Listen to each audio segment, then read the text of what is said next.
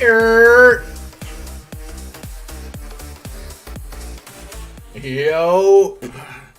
chat, how we doing? Can you hear me? Are we good?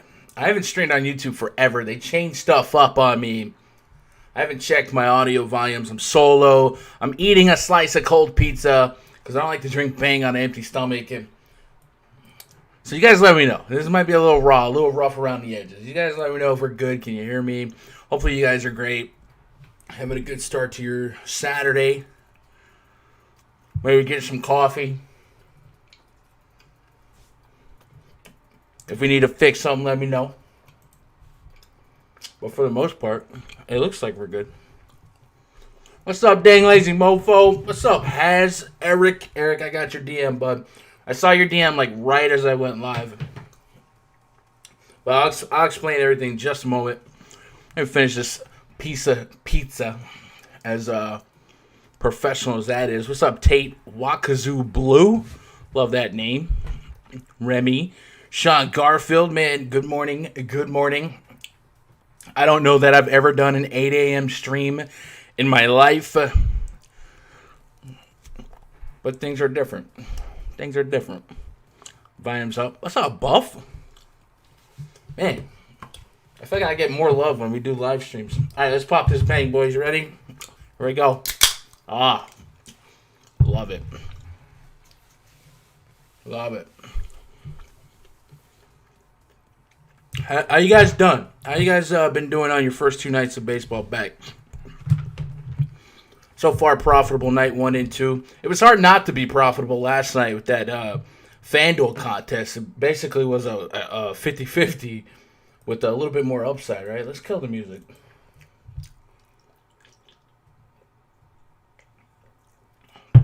Bang. I tell you what. I didn't know Monster had a zero sugar option until a couple days ago. But Bang doesn't have sugar either. That's kind of why I first tried it. It doesn't have any calories, no sugars, anything like that. It's just really good. Black cherry vanilla. If you guys ever get curious, you see that on a shelf, give it a shot. Just know somewhere in the world, Gundacker has had a black cherry vanilla within the last 24 hours. I buy them in cases of 24 now. I love it. It does have like 300 milligrams of caffeine. Bang's more of a pre-workout that runs like a soda than anything else. But any no sugar, I guess, energy drinks interesting. But I've never tried the Monster Zero yet. I used to love actual Monsters like before, before we started getting old and caring about drinking so much sugar and crashing and all that. But what are you gonna do, man? What are you gonna do? What's up, Gentry? Man, what's up, Zach? Man, you guys are awesome for being around on a freaking Saturday morning. I didn't schedule this stream. I kind of tweeted last night that I would do it.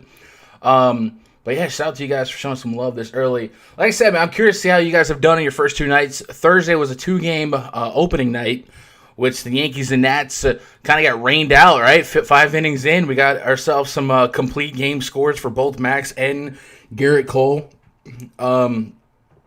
It was so shortened that Garrett Cole was not eligible for the quality start, so he got the rare complete game win, 1-hitter at that. Could you imagine if he didn't give up that homer to Adam Eaton? I guess he would get credit for a complete game no-hitter, but no quality start. Like that is the beauty of baseball rules. And then, of course, that night, Clayton Kershaw got scratched. Juan Soto earlier in the day was announced he popped positive for Corona. So opening night is a little weird. Still made plenty of money that night. I did really good on tiers on DraftKings that night. And then last night, a much bigger real opening night. Went after the Millie on FanDuel. Didn't win it. I had a lineup that was in like the top 800 for a while, which doesn't sound great normally, but with 500,000 entries, I was like, okay, top 800 out of 500,000 lineups. I can try and be proud of that.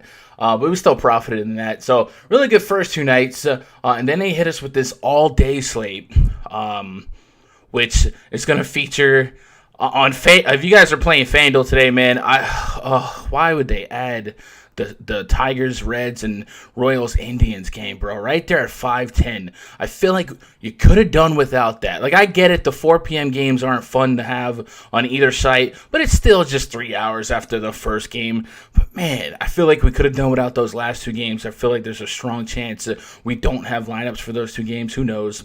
But also, it's just like it made the slate longer than it should have been, and you could have just done an afternoon slate. And I'm sure there will be afternoon slates, but if we had some 4 p.m. to 5 p.m. slates, which I'm sure we will and I'll play, but I just feel like they could have let that off. DraftKings did leave those 2 games off, and we're dealing with all the games through 3:10 p.m. Central, 4 Eastern. So different slate kind of on both sites, whereas DraftKings will have 2 less games and FanDuel won't. So what are you gonna do? Remy says almost took down the $20 3 max. Dude, I don't know why I didn't see that. Like I guess I haven't been shopping the lobby like I should be. But on opening day, I really wish I should have saw that. But I guess I'm never really overconfident in 2-game slates anyway. It was more or less just playing because it was opening day. And then yesterday I was so entangled with the FanDuel entries that I didn't really enter much on DraftKings. But today I'm gonna dabble a little bit more on DraftKings and FanDuel for the main slate, and then we'll call the afternoon slate by ear, right? What up, Smeeze? Anybody else have any close takedowns or takedowns for that matter? Like I said, on opening night I had a couple second place finishes in tiers.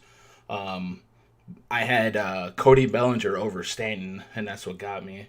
Stanton, of course, homered off of Max, and Bellinger only had like 7 fantasy points that night.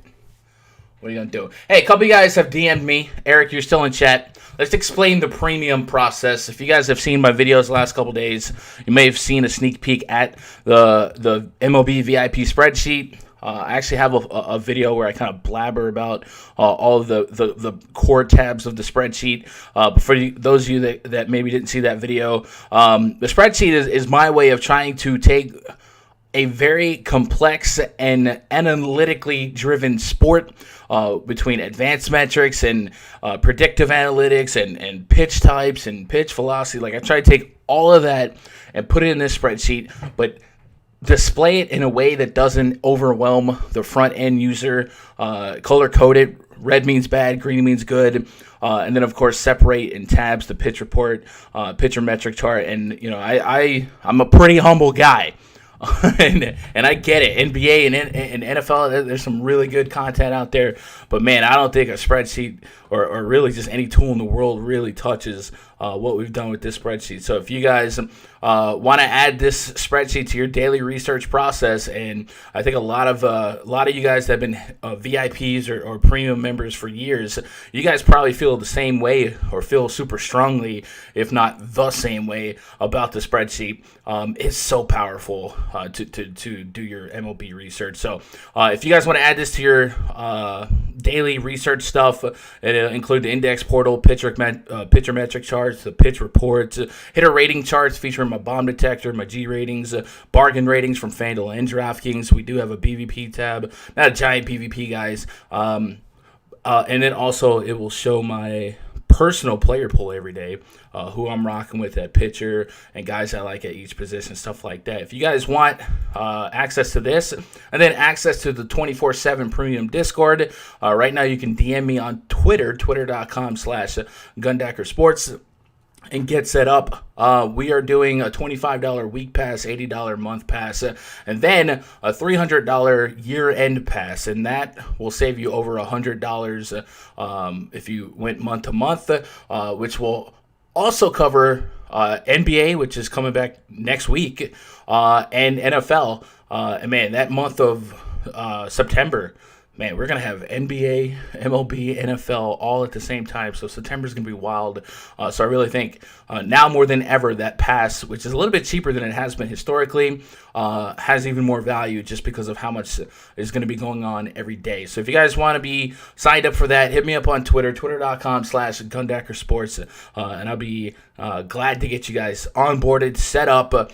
We will be doing a 2-hour pre-lock voice chat today before main slate lock. So you guys can jump in there on Discord, get acclimated, acquainted with the fellas, or just listen in, and hopefully we'll get that going by 10 a.m., something like that. So it should be pretty easy. For the most part, if we're looking at the slate overall, we got 11 games on the main slate on DraftKings, right? 11 on the main slate for DraftKings, and then 13 on the main slate for FanDuel. So it's still a big slate to deal with, a lot of quote-unquote variants. We're still dealing with pitchers on somewhat shortened pitch caps. We did see Madison Bumgarner hit the 100 pitch mark last night against the Padres. However, it did give up 3 earned runs. It did not go 6 innings, so was not win eligible, was not quality start eligible. And yeah, then we saw Kyle Hendricks last night went CGSO. Ross Stripling went 7 innings, but then we had several examples of guys just going 4 innings. I think Frankie Montas only went like 4 innings. A couple examples like that. So pitch counts are all over the place on this opening week of baseball with that shortened spring training. So we're still be dealing with that today. Try to navigate through the murky waters. There's really not any standout aces overall on the DraftKings main slate. On FanDuel, you might be thinking about Mike Clevenger after the Shane Bieber performance yesterday. I wouldn't push you back on that. And you also might be thinking about Luis Castillo for the Reds against the Tigers. So those 2 games offer 2 probably high upside pitchers that you'll get access to on FanDuel, but not on DraftKings. So that's an interesting notation there. Lance McCullers is just AK on FanDuel as well. He'll get the Mariners. That's an interesting play. But outside of that, I don't really see any names. Maybe John Gray, Mike Minor. There's really not any high upside ace-like names on the slate. So it will be maybe a little bit more rewarding today to kind of dive through each player. Maybe Yu Darvish gets a little traction here, but we'll break that game down first. Hopefully you guys are ready. If you want to take some notes, take some notes. And if you guys have any questions, comments, or suggestions as we're going along game by game, feel free to drop them in chat. I'll do my best to check on chat in between each game. If you guys haven't already, help me out. Hit that thumbs up. Double check if you're subscribed to the channel. And if you don't have that notifications bell on and you'd like to be notified whenever I go live or post new videos, ring the bell. Ring the bell. And you should get that push notification on your mobile device. Let me take a swig of Bang, and then we'll open up game numero uno. Ah, man. I love that. All right, Brewers at the Cubs. Game number 1. Projected starter for the Brewers, Corbin Burns.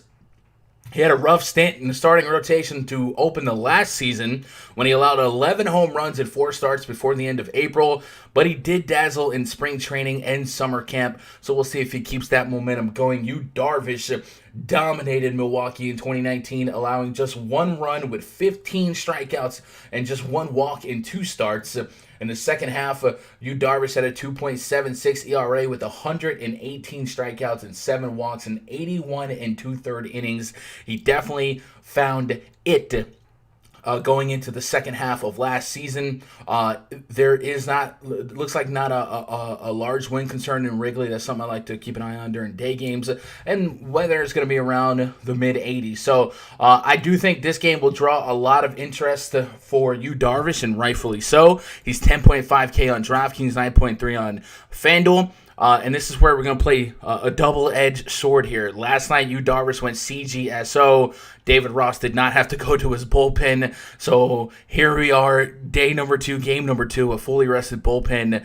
Is he going to be looking to get that bullpen work at first sight of trouble for Yu Darvish? So maybe Hendricks going the distance is not the best thing for Yu Darvish's pitch count today, but I'm not going to overthink that. Is an interesting spot to kind of load up on Darvish for strikeouts against this half-righty projected lineup. Guys like Keston Hiura, who had a 30.2% carry rate against righties last year. Guys like Ryan Braun, Avisail Garcia. There are some built-in strikeout potentials for this lineup for Yu Darvish. And I don't mind attacking him for that. Hashtag DFS, though. Wouldn't it just be MLB DFS for the Brewers to do well today and Darvish get lit up? Darvish still had power issues last year, a 1.92 home run per 9 to lefties, and a 1.41 home run per 9 to righties. So this might be a cool spot to go and dabble with guys like Christian Yelich, who is an insane 6K on DraftKings, and that should suppress his ownership quite a bit. But he does have a little bit of history against Darvish, and then maybe guys like Braun or Pena, or not, maybe just guys like Braun. I really am not that excited about this overall Brewers lineup. This projected lineup had Lorenzo Cain in the 8th spot. I feel like that wouldn't happen, so we'll see if he actually is that low in the order. Corbin Burns, on the other hand, huge problems with lefties last year. The xFIP does not say that he was unlucky, 5.81 xFIP. So Anthony Rizzo, who went Yabo last night, could keep the momentum going. And even Kyle Schwarber is a little bit interesting because a sub 19% K rate for Corbin Burns means that Kyle Schwarber, who typically has a strikeout issue, could make contact, and he has a huge high hard contact rate against righties. So I do like a couple of errant home run shots there for maybe Rizzo and Schwarber. And then against righties, still some power allowed, 2.61 home run per 9 last season to righties, but a high a high K percentage and a low xFIP. So maybe he's going to be a tougher matchup on these righties, and he can continue that momentum from spring training. Implied run total for the Cubs is not out yet. Anybody see that? I show run total off the board for both teams here, so maybe Vegas is holding out on something, or maybe trying to get the idea of what the Brewers pitching is going to look like. So I would imagine that'll sit somewhere around 4 to 5, maybe 4.5. But I also have them as a minus 142 favorite. So Cubs will be your favorite. Yu Darvish will probably be a little bit trendy just based on the shallow pitching pool overall in the slate and chasing what Kyle Hendricks was able to do yesterday. Hendricks, a much lower velocity type of pitcher, and Yu Darvish is one of those pitchers who has several pitch selections and different pitch velocities to back up. So it would be a little bit of a mind bender to have to go see a very slow velocity Kyle Hendricks get CGSO'd and then go deal with the guy like Yu Darvish, who can pick up the velo just a little bit. He's not a gas thrower, but pick up the velo just a little bit, and then also kind of get tricky with his curveball and stuff like that. So I do like having some shares of Darvish, but maybe I won't be as enthralled with Darvish as the rest of the field is by the time everything's all said and done. So if you guys got anything on that game, let me know. Let's double check with the pitch report here, see if there's anything in particular we need to keep an eye on. Corbin Burns had a negative 3.62 grade on his fastball, which on a linear scale, 0 being the average, he was far below average with his fastball. So big pluses for Chris Bryant, for Anthony Rizzo. And did Hayward go yard last night? I feel like I saw that in the chat somewhere. And then Schwarber, I like that as well. And then he's going to back it up with the slider. Rizzo with a 1+ grade, positive grade against both the fastball and slider. Really good spot for Rizzo. I think Rizzo would be one of my higher owned first basemen. And I'll have a couple of Cubs bats here. I really think I can get away with that.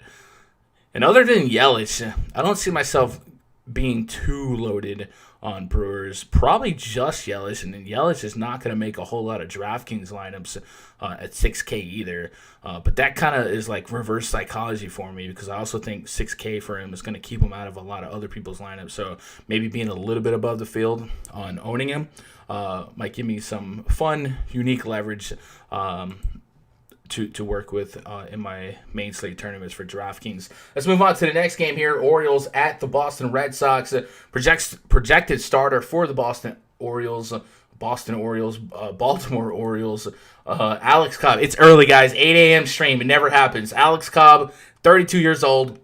He's in the third season of a 4-year, $57 million contract. He made just 3 starts in 2019, missing most of the year to hip surgery. He's 53 and 52 with a 3.85 ERA across parts of 8 MLB seasons. He's due to duel with Martin Perez, the lefty who was signed to be the number 5 starter, but his responsibility has elevated greatly due to Chris Sale being out for the season and Eduardo Rodriguez opening the season on the injured list. Perez started fast before the All-Star break last year at 8-3. You guys might remember Martin Perez with like the Texas Rangers, a really, really high contact pitcher, trying to induce a lot of ground balls, and he does have significant problems with right-handed hitters. But this is the Baltimore Orioles, so it's going to be a tough matchup. Unstoppable force, immovable object to either get behind Martin Perez or get behind some of these righties. The ISO, the slugging, the hard contact rates for these Orioles hitters is ugly. Only Anthony Santander has a over 40% hard contact rate against righties. That's at 41.2%. But nobody on the team slugged over 500 against righties, against lefties, rather, the last 2 years. So this is a darned if you do, darned if you don't type of spot. I'm willing to stay away from Orioles stacks for the entire season, so I'm not going to stall too long on selling myself on them. Matchup-wise, we have high averages out of guys like Jose Iglesias, Hanser Alberto. They're really, really cheap on FanDuel, $2,300. So just a couple $100 above bare bones min price. But we're not going to get out of bed and be excited to play or stack Orioles. But on that same note, I'm not really going to be too enthralled with playing Martin Perez. So it's just going to be a wash for me. Alex Cobb really has not been able to get anything going for a long time and stay healthy. In his last somewhat full season in 2018. Matter of fact, let's pull up FanGraphs and just kind of paint a larger picture so you don't catch me lying. He did have a home run problem. I think he was with the Rays. I want to say the Rays, but I could be wrong. So in 2018,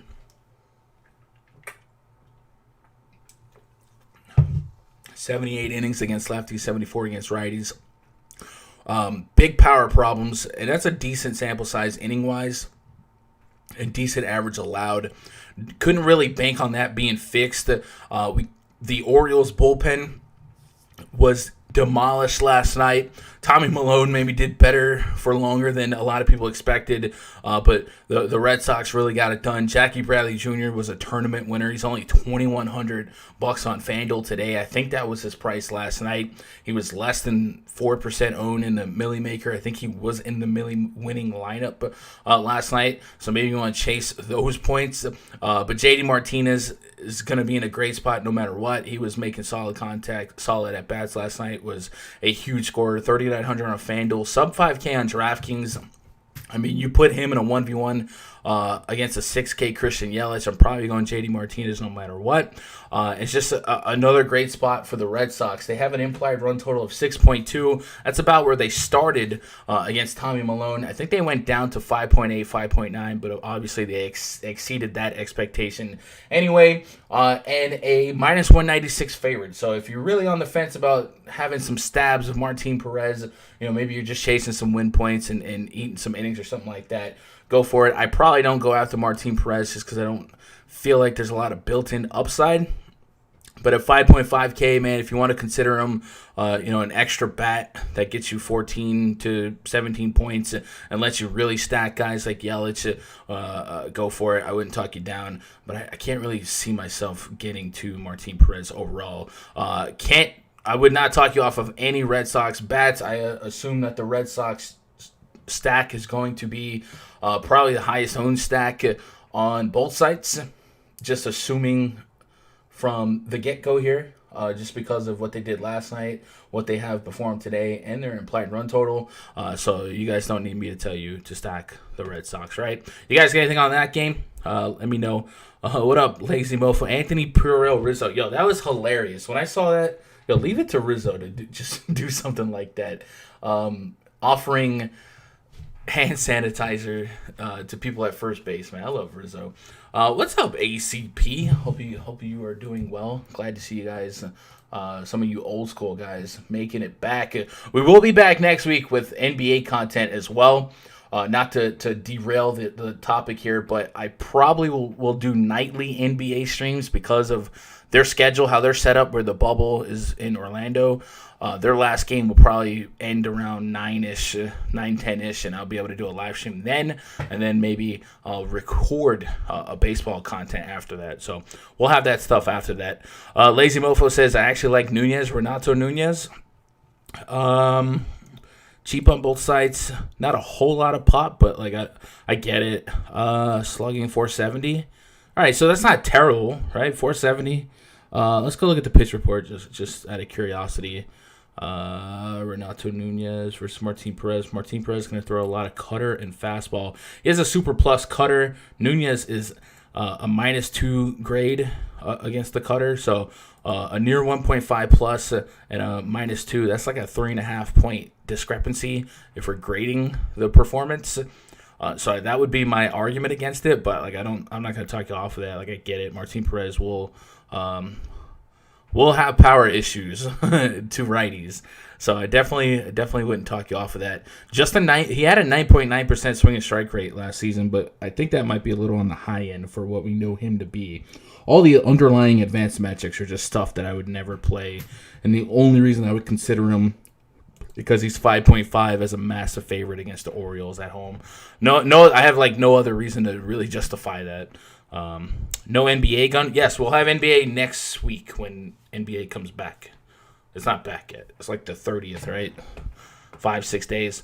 We'll have that coverage. Just remember the NBA slates are going to be all day slates. There's like 6-game all day slates, so it's going to be a little bit different. But I'm going to do my best to cover that, and we'll also have premium content or premium spreadsheets and premium voice chats for that. Hey, let's move on to the next game. Minnesota at the Chicago White Sox. If you guys were able to catch my video Friday morning, I said that might be the most unpredictable game on the slate, right? Jose Barrios versus Lucas Giolito.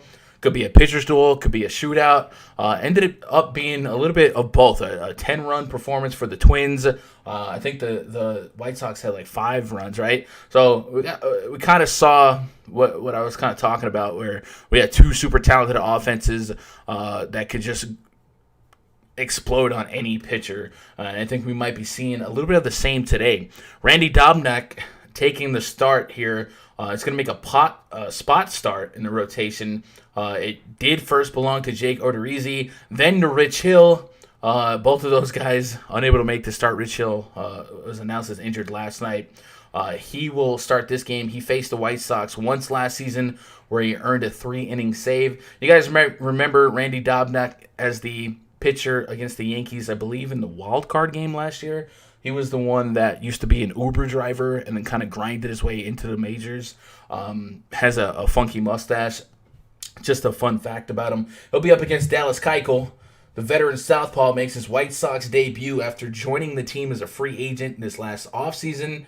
Keuchel threw 5 scoreless innings in an exhibition against the Cubs on Monday, getting 9 outs via ground balls. So that's about what we expect out of Dallas Keuchel. Huge contact guy to righties, but he's going to be a heavy ground ball guy going against a Twins lineup that is a dangerous lineup to be a contact pitcher against. So I will like the Twins stack again today. I think after last night, they might have a little bit more eyes on them. They have an implied run total of 5.2 runs, and the White Sox are at 4.9. Dobnak probably is not going to be somebody we expect to go deep. Because this wasn't an expected start for him, and he's probably not fully stretched out starting wise. So maybe we expect 2-3 innings out of him, maybe 4 innings if you're lucky. So I probably don't play him in that regard. Much like Martin Perez, he's under 6K on both sides. So if you're really just looking for a stock and stuffer, maybe steal a win, go for it. Did have a little bit of K potential against righties, but his xFIP a little bit elevated. Average allowed is high, but I do think the xFIP says maybe that goes down a little bit. But high hard contact rate against both sides of the plate in just the 28.1 innings of sample size that we had, with a really high swing and strike rate, 12.9%. For these fringe guys that come out of the bullpen, like Dobnak, I always give them a little bit of tongue-in-cheek, grain of salt when I see that they have elevated swing and strike rates, because remember, they would come out of the bullpen, and when you come out of the bullpen, you're either out there matchup-specific against a matchup that favors you, 1-2 guys at a time last year, or you could just throw harder because you don't have to throw as much. So I don't go crazy when I see a high swing and strike rate of a spot starter or a guy that might be opening a bullpen game. So take that 12.9% with a grain of salt. I don't see myself having interest in Dobnak. I don't see myself playing Dallas Keuchel. And like I said, I'll go right back to the well on just stacking these offenses just based on their talent. It could turn into a bullpen game for the Twins. That's not necessarily a good thing for many teams. I do think the Twins have one of the better bullpens in baseball, but anything can happen in a night to early back-to-back with high talented offenses. So if you wanted to just stack this game, I wouldn't go too crazy focusing on the starting matchup. I do think we'd put a little bit more credence on these Twins versus Keuchel. Keuchel is the starter. You're probably going to get 5-6 out of him. And there are some lefty masters, perennial lefty masters, guys like Mitch Garver, Donaldson, Nelson Cruz. I'm not a BVP guy, but I'm pretty sure Cruz has some history against Dallas Keuchel. So let's pull that up. Nelson Cruz has 5 home runs, batting .311 against Dallas Keuchel in 45 at-bats. So that's going to be one of the higher sample sizes that you'll see when it comes to BVP. So I don't mind Nelson Cruz at all. Miguel Sano, I mean, this twin stack is a problem against any righty, but much less any lefty, but much less a contact lefty. 281 average allowed last year to righties, a 1.38 home run per 9. Let's go check out that pitch report for him. Fastball was at 88. Wow, he's getting Kyle Hendricks territory at that point. So he's a soft tossing cat at this point. He's going to stay below 90 miles an hour. Sometimes I worry about guys who don't throw with medium to high velocity because, power hitters like a little bit of power off the baseball to hit for power. But that's not too terrible. So I don't mind a full-on Twins onslaught stack again. I'll probably have exposure to everyone. Max Kepler double donged last night. I haven't projected in the 9 spot just based on the lefty-lefty matchup, but there's probably an above average chance that after you hit 2 home runs, you don't get put in the 9 hole. So we'll see if he stays up a little bit higher. I don't know if he'll lead off, but we'll see if he stays up. And then if Mitch Garver leads off like he did last season against lefties, 2,800 on FanDuel. A lot of people don't like to play catchers. 5,300 on DraftKings. Getting a leadoff catcher, the opportunity cost to have the most at bats on your team in a favorable matchup. That's just huge right there. I wish he wasn't over 5K on DraftKings because we're talking upper echelon price point there. I think that's more than like a JD Martinez, ain't it? JD Martinez was 4.9. So yeah, we got a catcher here that's more expensive than a JD Martinez. So a little harder to justify it if we isolate him versus other 5K guys. But matchup wise, it's there, potentially leading off against a lefty. So I don't mind looking his way. Implied run total for the Twins, I believe I said 5.2, 4.9 for the White Sox. I'm okay with game stacking this, but I'll definitely have Twin stack is probably one of my core stacks.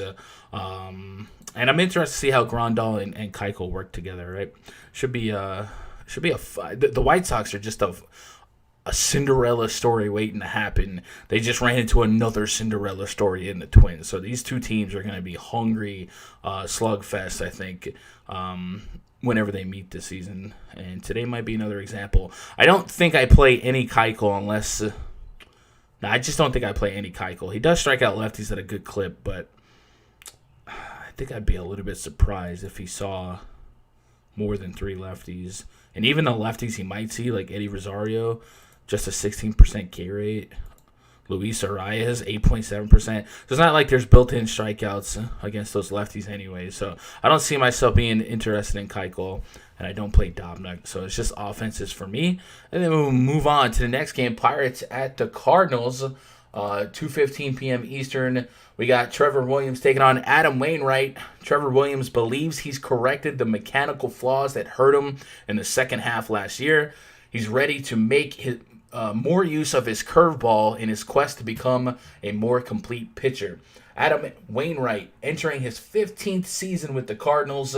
After dealing with injuries in 2017 and 2018, he made a comeback in 2019, posting a 4.19 ERA and 31 starts, delivering big wins for the Cards down the stretch. Let's go look at that Trevor Williams pitch report, because that's an interesting note on his curveball. Last year, he didn't use the curveball almost at all, 1%. So this year, if that's going to be a pitch he's adding to his repertoire, it might shake up the usage chart just a little bit, because I don't know if he wants to throw 67% fastball. So if he unloads maybe 15% elsewhere, a lot of pitchers will sit around 50% on that fastball.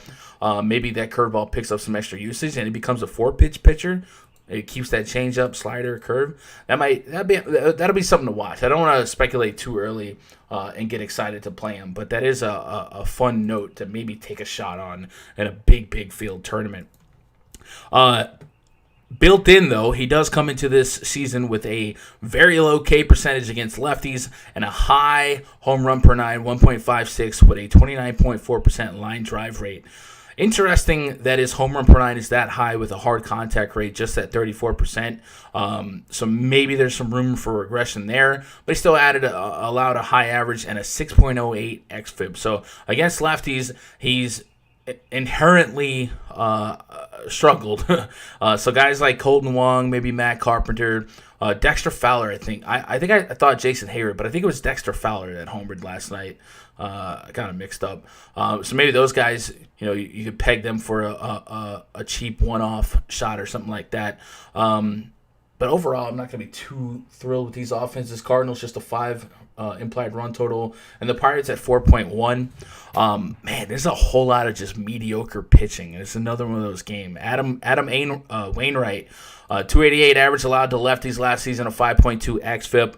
He'll go against a nice chunk of lefties. Brian Reynolds, kind of sneaky here, 334 average against righties in the last 2 years.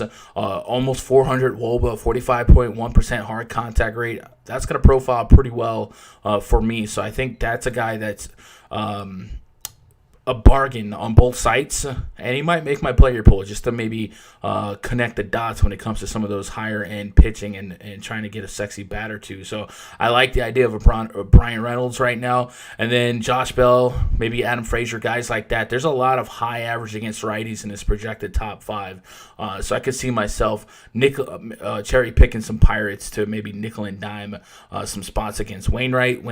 If we look at his pitch report, not calculator, but pitch report, he's going to throw just about a 90-mile-an-hour fastball, 38.5% of the time, has a cutter to back it up, a curveball, which Brian Reynolds has a 1.54 rating against that curveball and a 1.5 against that fastball. Man, Brian Reynolds might be my little sleeper here. I haven't listened to anybody else, but Brian Reynolds looking really juicy against this matchup. Cutter's not anything special, but having a 1.5 grade against that curve, that fastball, and all the other metrics kind of pointing me his way, I could be a buyer. Hopefully he does bat in the top 3 to make me that much more interested. DraftKings, I can't see any way I'm paying 9.2K for Adam Wainwright. I just don't think that happens. FanDuel 7.7. If you thought you sneak a win, steal a couple strikeouts here and there, maybe got a quality start, sure. 9.2K, man, I need 20 min, and that just seems a little bit of more of the higher side in this particular matchup, because this is not a high built-in strikeout matchup anyway. Reynolds, Colin Moran, Guillermo Heredia, Jacob Stallings, all at about a 20% K rate, which is not that high to begin with. Everyone else under 20%. There's no way I could click Adam Wainwright's name on DraftKings at 9.2. There's just no way. But yeah, offensively, I'm just cherry picking here. No pitchers for me. You guys got anything here? What up, Justin Sports? What up, Inside Out? Wainwright ain't been good since 2016. Yeah, I mean, there'll be spots where I could try and steal some decent DFS games in Busch Stadium, you know what I'm saying, just to hit quote-unquote value. 11-game slate, I feel like my ceiling's already capped with a guy like Wainwright. Against this lineup, 9-2, I just don't think the risk-reward is there for me. So we'll see. Have I mentioned that I love Bang? I just love it. Blue Jays at the Rays, next game on the docket.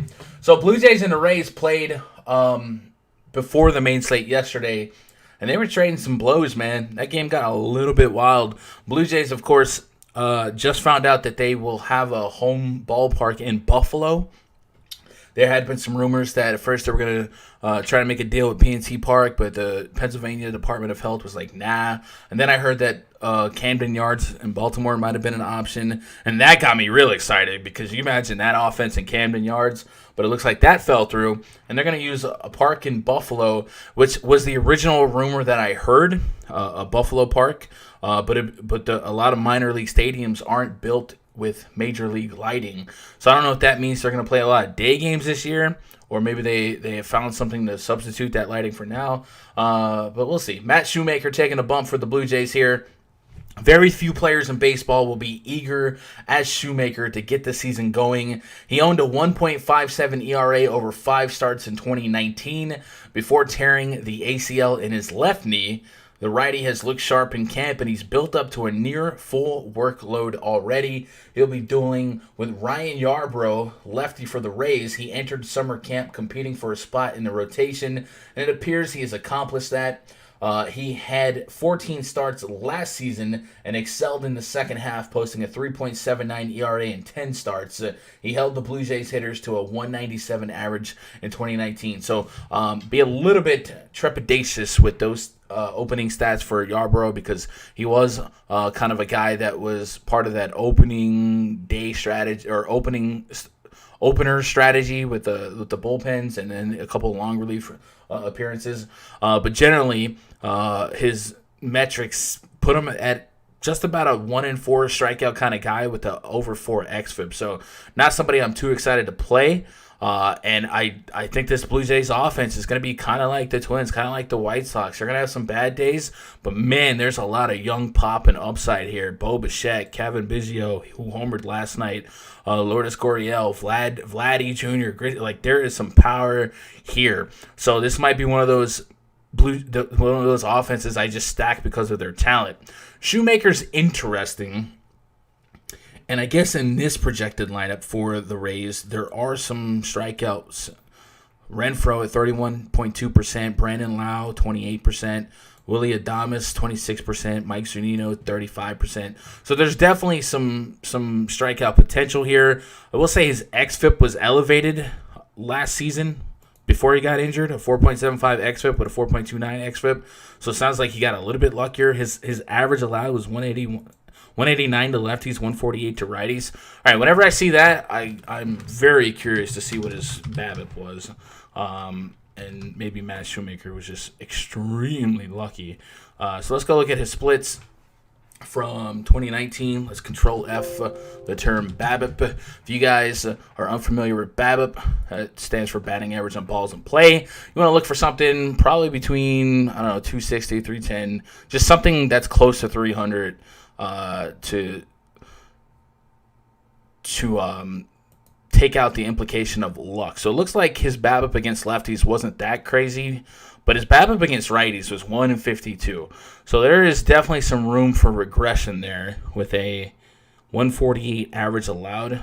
So if we bring that back a little bit, Shoemaker used to have a home run problem. 2018, 2 homers in 16 innings, not a whole lot of sample size. 2017, 42 innings, 9 homers. So historically, he has had a home run problem against righties. And the fact that he had a little bit of a lucky BABIP against righties last season before things kind of fell apart for him, maybe you take a shot on a couple righties for the Rays to hit with a little bit of power if you didn't want to play Shoemaker or if you wanted to hedge him. Hunter Renfroe definitely has some pop. 29 on FanDuel, sure. That's about it for me in terms of power hitter righties. I don't know, just kind of spitballing that idea because I could see a path to success for Shoemaker, but I also see potential problem, man. A 45.8% hard contact rate last year to righties. I definitely think there's going to be, if not now, soon, some potential power regression to righties. Ultimately, this is still a pitcher's park, Tropicana. So maybe it doesn't happen here, but keep an eye on that going forward. 7,200 on FanDuel, 8,300 on DraftKings. The Blue Jays are a plus 131, so they are a slight underdog or a decent underdog. Rays have an implied run total of 4.7. The Blue Jays 3.9. That is a little bit surprising to me. Just a little bit surprising. I feel like the Blue Jays are going to be one of those betting sweetheart teams to have a sub-4 run total. 6,500 for Yarbrough. If you want to let Vegas kind of lead you there, they're giving him a decent shot at winning this game versus the average pitcher. He is stretched out to be a starter, so I can see him going a pretty decent distance. I guess there's not a whole lot of high hit for average Blue Jays against lefties outside of Bo Bichette and Gurriel. Everyone else is 250 or below. The strikeout rates could be there. Teoscar Hernandez, 31%. Rowdy Tellez, 31.5%. This is just like a pure stick of dynamite offense here, right? I think if I was mass entering, I'd probably be on both sides of this. I'd probably have a little bit of Yarbrough because he's kind of cheap enough to do so. And then I would have some Blue Jay hedge stacks, right? I know that's kind of a cop-out, douchebaggy answer. I don't know my approach in like a single entry. I probably wouldn't have Yarbrough, but I think he's cheap enough to take some stabs based on what Vegas is kind of throwing at us. And then if you wanted some shots at Shoemaker, I wouldn't talk you down. Like there's a whole lot of mediocre pitching today. So if I was getting a range of outcomes of 16 to 25 from pitching as a floor versus ceiling and hopefully fall somewhere in the middle, like I don't mind that approach. There's not a whole lot of projected power when we compare metrics. I will say Hunter Renfroe is high on the bomb detector, a 4.02 bomb rating. But outside of that, there's not a whole lot of big problems. I have, if you guys know what the bomb rating is, it's an algorithm I coded that considers like pull rates, hard contact rates for both the pitcher and hitter. And 4 is the magic number. When you see guys at a 4 rating, that's like, oh snap, this is a super plus matchup.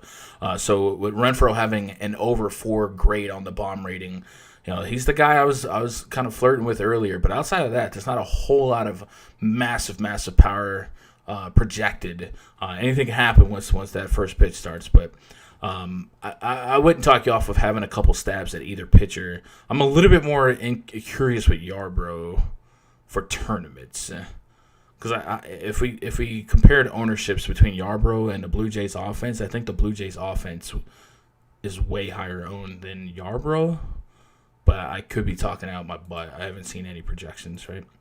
Oh my, Guns Live, my PP can't handle. Yo. I tell you what, at 5K subs, we'll do a face reveal chat. No, I wanted them in Camden. The Blue Jays offense in Camden, it would be sick, right? Rays batting 103 versus Shoemaker, 3 for 39. 3 for 39 is like no sample size, man. 3 for 29. Man, be real careful looking at BVP to make decisions, especially on pitchers that haven't been pitching for years, I hardly use BVP at all, but looking... let's see. Since you bring up BVP, I'll bring up Shoemaker. 29 is like 2 games. Like, Matt Shoemaker in the BVP chart. There's only 4. I only have 4 at bats here. 19 of those at bats is Mike Zunino, the catcher. 10 is Kevin Kiermaier. So that's the 29 that we're talking about. So you're basing that off of 2 hitters. That's probably not a strong process. Like I said, I don't hate taking a shot on Shoemaker, but 29 at bats is not a sample size versus a team worth making financial investments over. All right, let's move on to the next game. Marlins at the Phillies. Phillies were a team that let me down yesterday, man. I had plenty of Philly stacks, a whole lot of Bryce Harper. I think Harper drew like a walk, and that was it.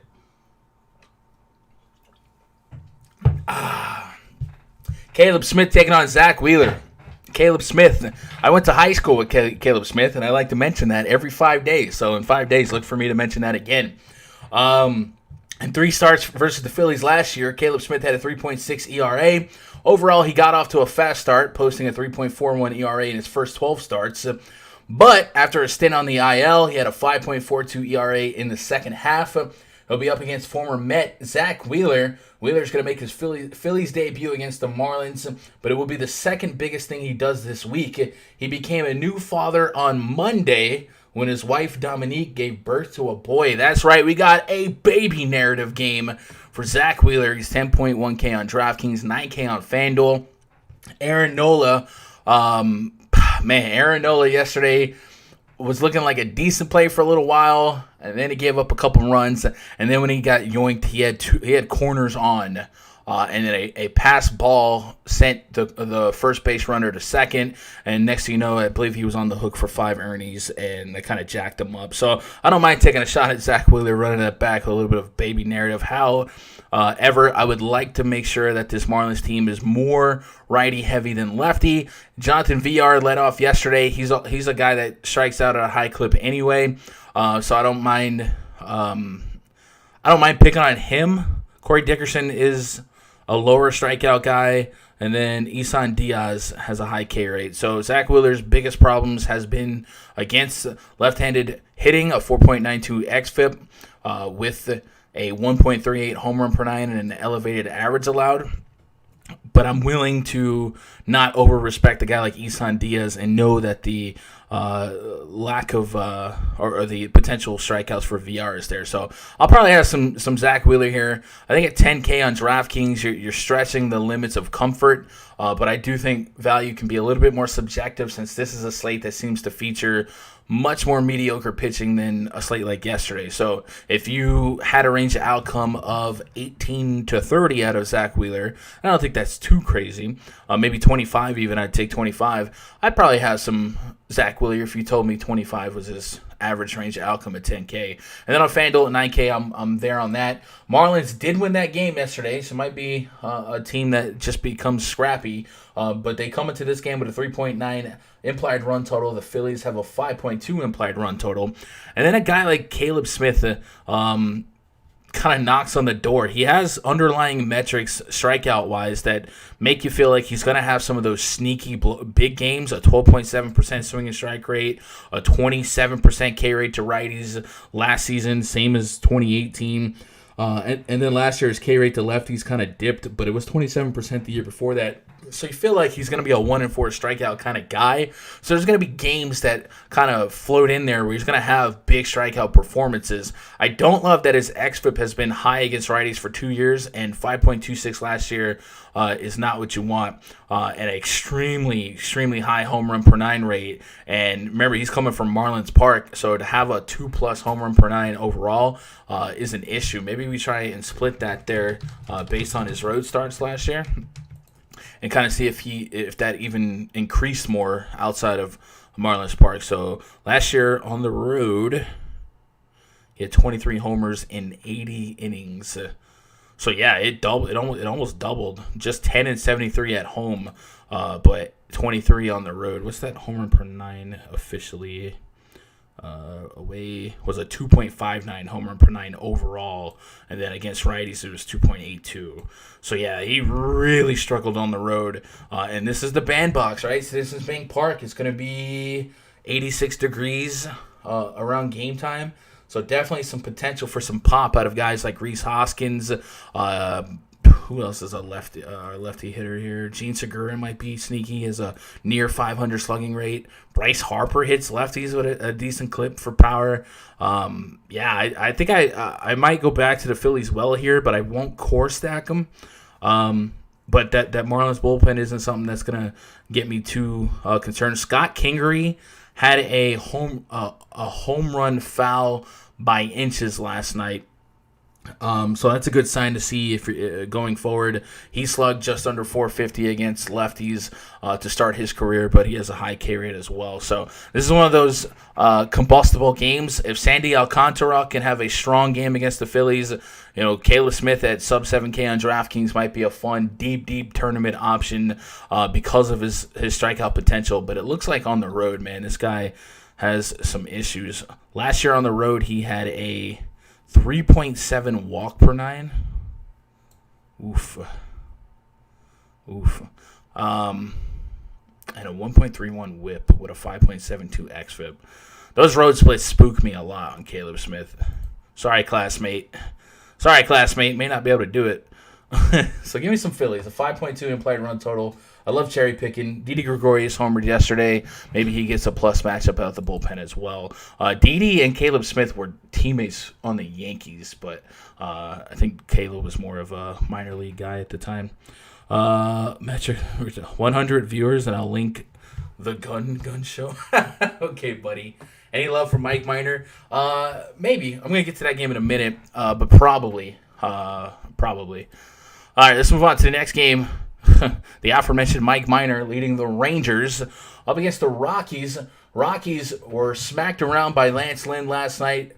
This game probably features, organization-wise, two of the top pitchers for each team, right? John Gray has ace potential for the Rockies when you put their starters on the table. And Mike Minor has been really, really good. Some say overperforming, but really, really good for the Rangers. Obviously, he's probably not expected to be their ace with Corey Kluber on the squad.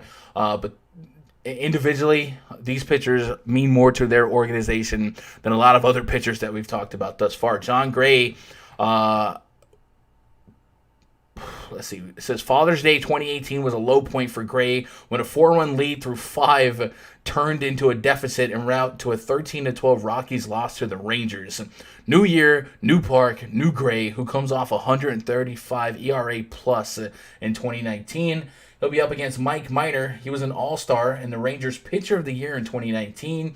He has made 7 career starts and 2 relief appearances against the Rockies. He's 3-2 with a 5.24 ERA and a 1.3 whip. So this is two teams that are going to be tricky to look at historical stats, right? We got a team that played half their games in Coors, and then the Rangers play half their games in Globe Life, which was a super hitter-friendly park.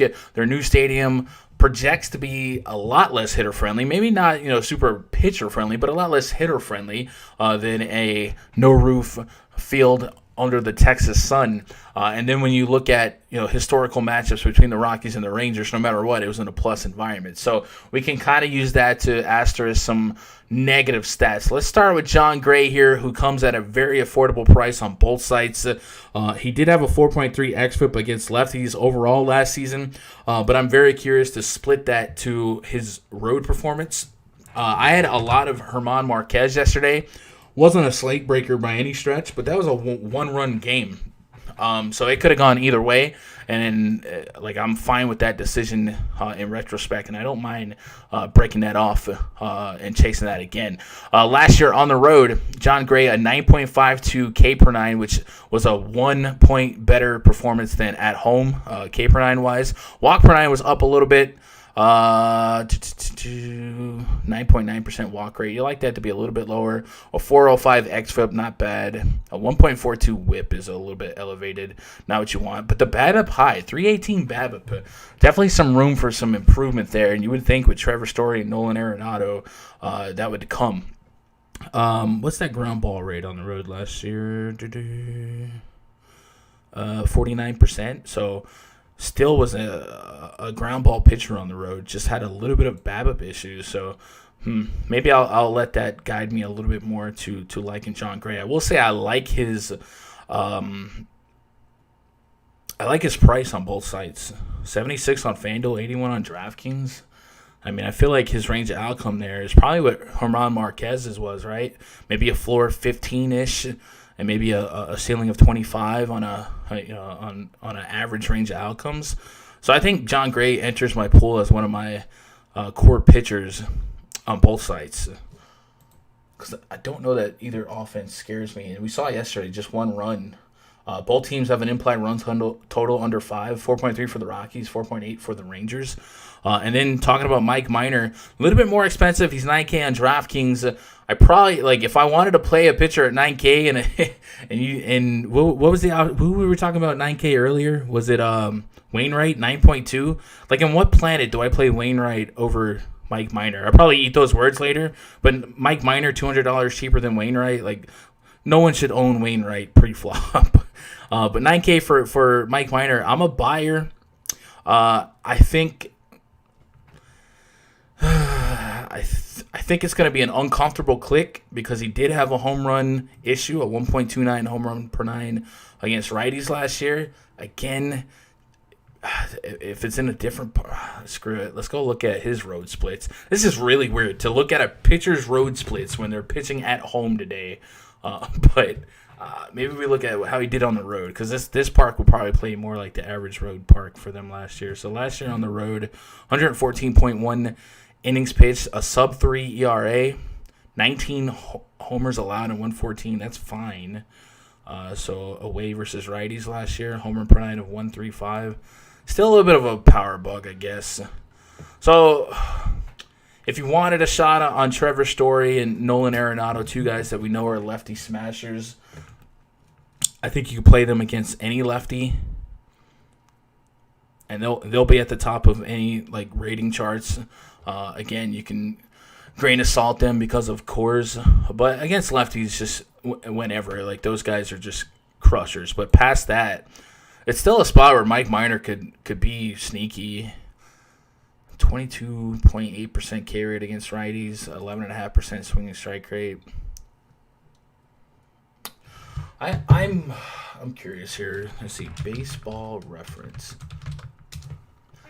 You guys, is Jeff Mathis still on the team and catching for them? Jeff Mathis might have been a big plus for Mike Minor. So I'm going to get a little crazy here. Bear with me just a second. I know this might be a little confusing, but the Rangers did roster one of the best pitch framers in baseball, Jeff Mathis. So let's put pitcher.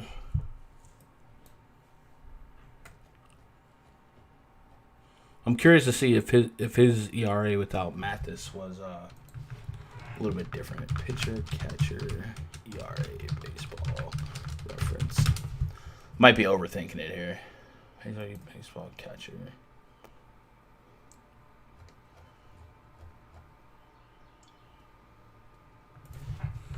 Control F Mathis. I'll put that on the main screen. I have it on the side screen. So Mathis had a 651.1 innings of work last year, a 992 fielding percentage. Really good.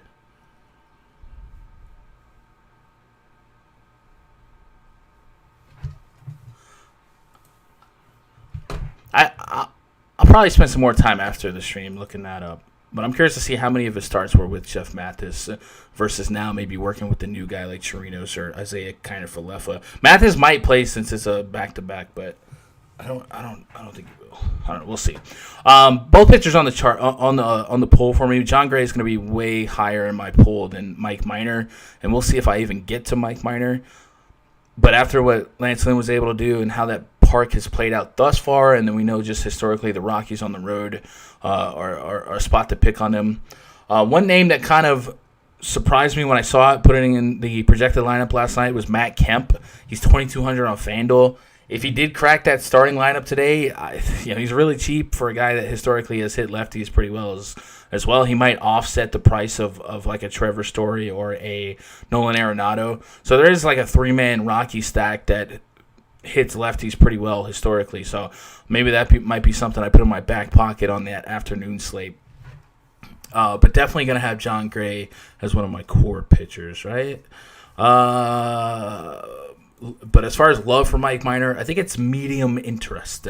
What up, Chadwick? Time to win all the money, man. That's the plan. I hope so, right? Where are we at on lives? We're at 48. Hey, shout out to you guys hanging out on a Saturday morning. If you guys haven't already, man, help me out. Hit that thumbs up. I surely appreciate it. Let's get moved on to the next game here. Mets hosting the Braves. Braves and Mets played yesterday on the before the main slate. We saw Jacob deGrom and man,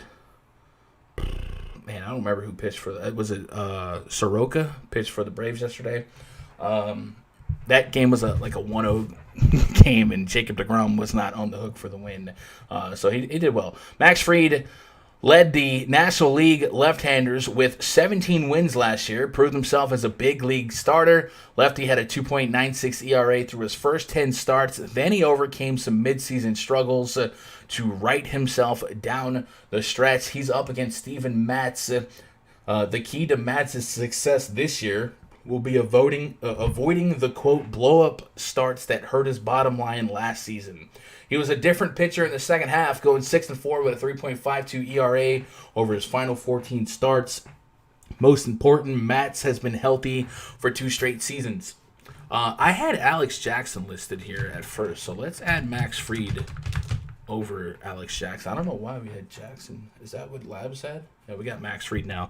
So actually, let's let that shake up the hitter rating chart just for a second, just for the Vipers that might be following along. All right. So I like to pick on Steven Matz with power righties. I'm going to love me some Ronald Acuna today. I made him the poster boy for the thumbnail. Leading off here, I think he'll be one of my core players, one of my higher-owned players. But I don't mind putting him with other perennial lefty masters like Ozzie Albies, Marcell Ozuna. Even Freddie Freeman's in the mix, and I don't mind keeping him in there against, going against some guys out of that bullpen. I think we saw Seth Lugo out of the bullpen yesterday. I don't know if he'll come back out today. But outside of that, like, the Mets bullpen is very, very short-sighted. I think Dylan Betances might make an appearance. But there's not a whole lot of guys that I'm overly fearful for these top couple of guys. Adam Duvall, if he makes the lineup, could be a sneaky power, 44% hard contact rate against lefties.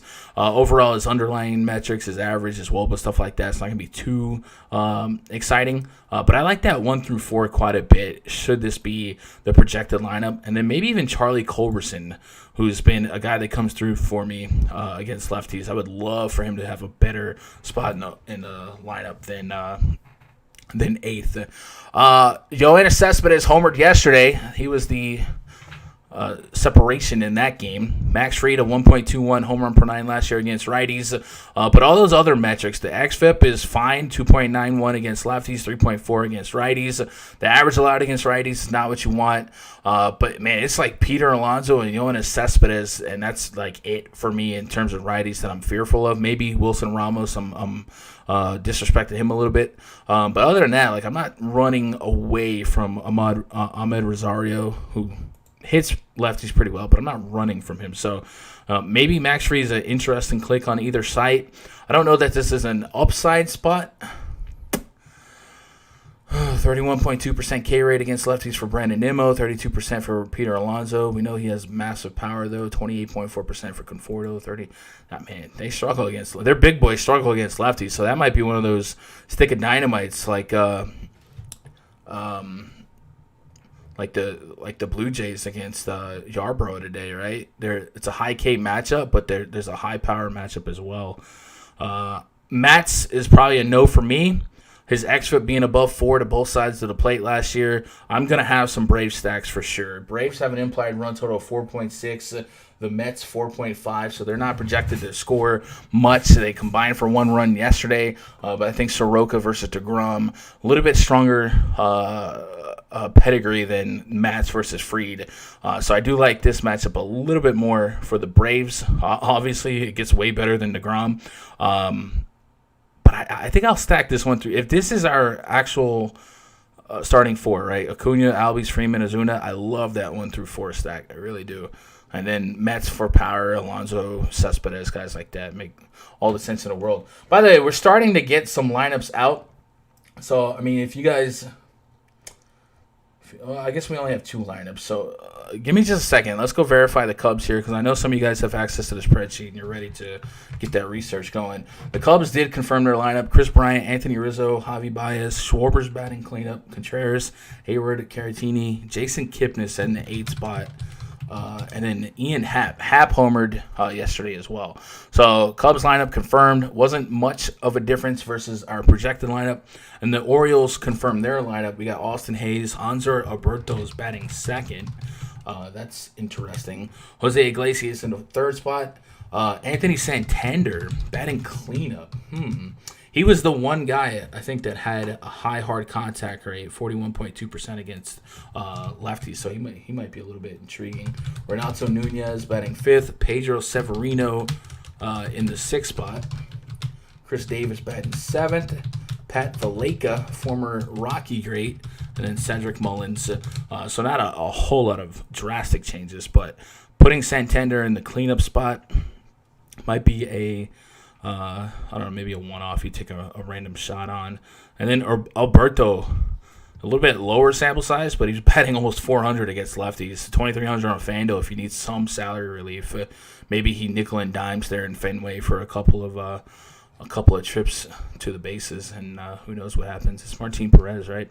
All right, what game were we on? We were on, the Pirates lineup just came out too. Brian Reynolds is batting 2nd. All right, that was one that I was looking for, right? So their lineup is going to be Newman, Reynolds, Frazier, Bell, Colin Moran, Phillip Evans is batting 6th, Guillermo Heredia, Stallings, John Ryan Murphy batting 8th, former Yankee great, and then Cole Tucker batting 9th. So that's your confirmed Pirates lineup. Couple of changes. 3 righties in a row with the leadoff righty. I'm still very high on Reynolds here. High power, slugged over 500, 334 average against righties. And the pitch report was super friendly to him. So if you guys were missing that part of the stream, Wainwright throws fastball and curveball quite a bit. And Reynolds projects pretty well against those 2 pitches. So I was very, very intrigued with Brian Reynolds. Anyway, Plan B says, I like Minor today. I have money on the Rangers. Yeah, I think that's fine. Rockies did not look great yesterday, so you're not out of line at all. What up, Crease? Not even gonna lie, Orioles are always interesting versus bad lefties. Really want to, especially since that Boston bullpen is bad behind them. Yeah, yeah. It's hard to wake up in the morning to stack Orioles, but I get it. What game we're in? We're on the Mets game, right? Is that it for the main slate? No, we have a couple extra games for the FanDuel main slate, right? But we also have the Angels and the Athletics. So Angels and the Athletics were the first team to go to the extra innings and see the extra innings rule yesterday. That ghost runner, I believe it was Ohtani, who was the guy that started on second. But that game actually ended in a walk-off grand slam by Matt Olson. So they only went 10 innings, so it's not like they went till 5 in the morning or nothing like that. But a little fun fact there. Dylan Bundy taking on Sean Manaea is our pitching matchup. Dylan Bundy, former Oriole great.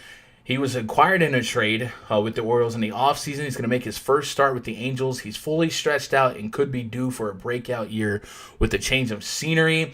You know, with you guys might have seen a couple blow-up games last year. We got really frustrated with this defense, and it's hard to pitch for the Orioles with a high level of confidence, right? It's a very bad offense. You're not going to have a lot of success. So, maybe a little change of scenery. There's a lot of Dylan Bundy truthers out there, and this park, much more friendly than Camden, and even the Angel Stadium is going to be more friendly than Camden. So he'll be up against Sean Manaea. Manaea is going to make his 2020 debut feeling confident after making adjustments to his slider during spring training and summer camp. Lefty pitched well in his shortened 19 campaign after returning from shoulder surgery, going 4-0 with a 1.21 ERA over 5 starts. He's 10K on DraftKings, but 7,800 on FanDuel. Massive bargain rating for him on FanDuel if you trust the DraftKings algorithm a little bit more. Under 8K range of outcomes that would satisfy me. I would love like 16 to 20, and then a shot at more. And like I said yesterday, it wasn't like an offensive shootout by any stretch yesterday. I will say his xFIP last year at 4.73. Not what you want, but his xFIP against lefties was pretty elite. It's going to be a pretty staggered projected lineup, righty-lefty, with guys like Fletcher and Trout potentially at the top of that lineup. He also had a really low average to righties. So a 129 average to righties with a 4.73 xFIP. I'm curious to see what his BABIP was against righties because it looks like it could have been extremely, extremely lucky. So let's pull up Sean Manaea and pull up his splits last year. Nerdy math game. last year. What am I looking for? I'm looking for BABIP. So Control F. BABIP.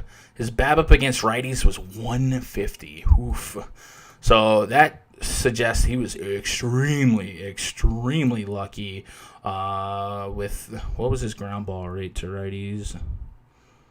28.6%. So he had a 57.1% fly ball rate with a 52% hard contact rate. Well, there's your problem. He must have led the league in warning track flyouts. Good Lord. Good Lord. So that's a good spot for Mike Trout. A couple power righties. Justin Upton, we know he's a historical power hitter against a lefty. So, I like him on FanDuel. I like taking some stabs on FanDuel. Remember, this park will eat some home runs too. So it does make sense for him to be that lucky against righties with such a low ground ball rate. Dylan Bundy, 7K on FanDuel, 7.7 on DraftKings. He struggled mightily against lefties the last two seasons, and over 5 xFIP, 5.08 last year.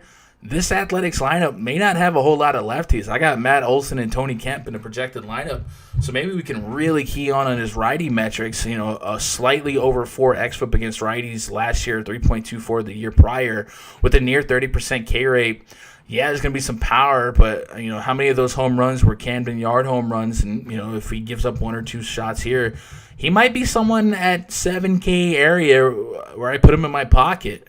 And just to see, you know, a different team.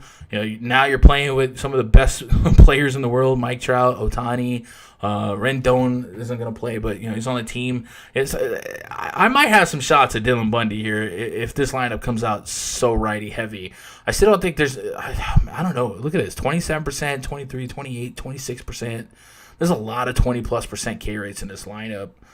I might have some Bundy. I think the risk reward is fair enough at 7K FanDuel, 7.7 on DraftKings, where I think the range of outcomes is satisfactory, and we put them in a plus park. It was like 50 degrees last night in that park. Today is projected to be just under 70.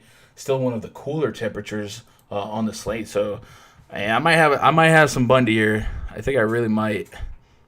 And Minaya, I'm on the fence. I don't think I get to 10K Minaya on DraftKings. I feel like there's no way I get to 10K Minaya on DraftKings.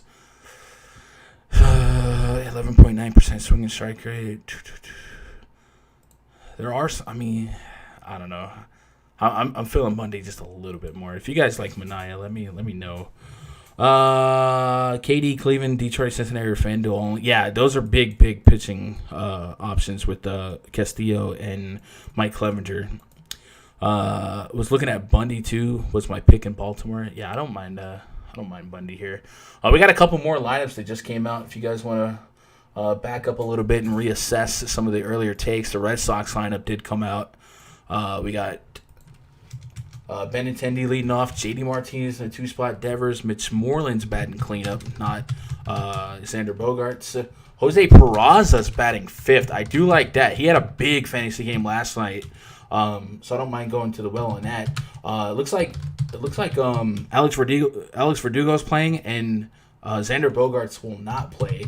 Jackie Bradley Jr., who won $1 million last night, gets an upgrade to the 7th spot.